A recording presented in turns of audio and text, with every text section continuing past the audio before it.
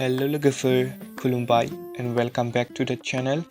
नोंथांमोनखौ बयखौबो गिबियावनो About Bodo Celebrities YouTube चेनेलावहाय बरायग्रोनानै लाग्रोनाय जाबाय लोगोफोर।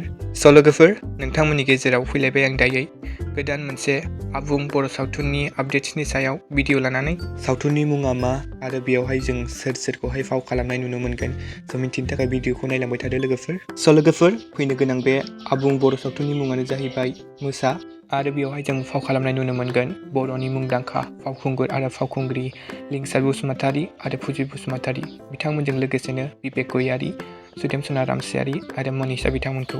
ओमफ्राय लोगोफोर बे मुभिनि स्ट'री, स्क्रिप्ट एन्ड डाइरेक्शनखौ होदों राजा नार्जारी, डिअपिआ जाहैबाय बडा केरकाटारी आरो प्रडिउसारा जाहैबाय फुंखा नार्जारी।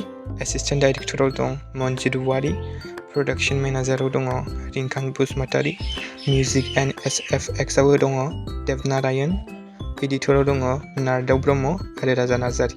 VFX खौ होदों नारदाव नार्जारी बिथाङानो। ओमफ्राय लोगोफोर जों बे मुभिखौहाय अर्गें मशन पिक्चार बे इउटुब चेनेलावहाय नुनो मोनगोन।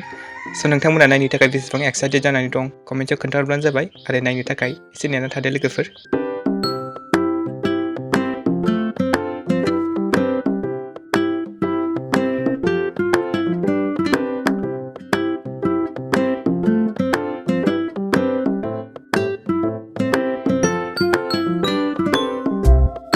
स' लोगोफोर दिनैनि भिडिअआ बेनोमोन। नोंथांमोना भिडिअखौ इनफरमेटिभ मोनदोंब्ला मोनसे लाइक खालामना होबानो जाबाय आरो चेनेलाव गोदानै फैदोंब्ला साबस्क्राइब खालामना होबानो जाबाय। स' गोजोन्थों एन्ड थेंक्स फर वाचिं।